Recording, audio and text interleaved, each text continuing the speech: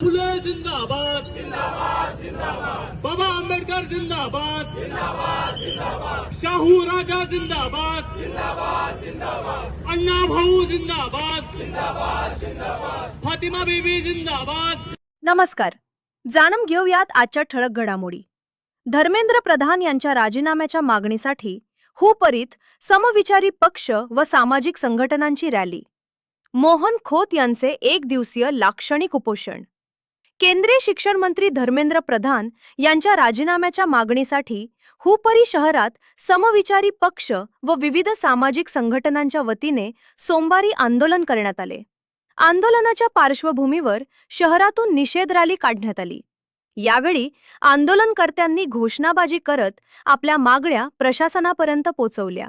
याचवेळी सामान्य नागरिक मोहन खोत यांनी हुतात्मा चिटणीस चौक येथे एक दिवसीय लाक्षणिक उपोषण करून आंदोलनाला पाठिंबा दर्शवला।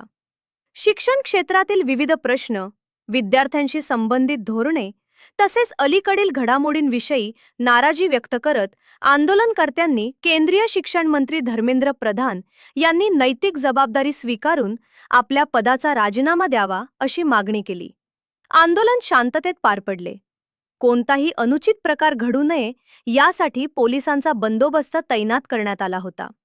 या आंदोलनात विविध राजकीय पक्षांचे पदाधिकारी, सामाजिक कार्यकर्ते, युवक तसेच मोठ्या संख्येने नागरिक सहभागी झाले होते।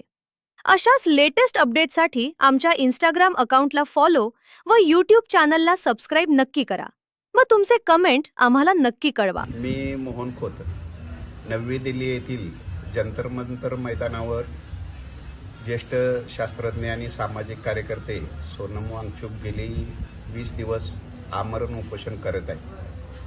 नीट परीक्षेत झालेल्या घोटाळ्याबद्दल शिक्षण मंत्री धर्मेंद्र प्रधान यांनी राजीनामा द्यावा अशी त्यांची मागणी होती। या मागणीकडे गेली 20 दिवस केंद्र सरकारने डोळेझाक करून साधी त्यांची चौकशी देखील केली नाही।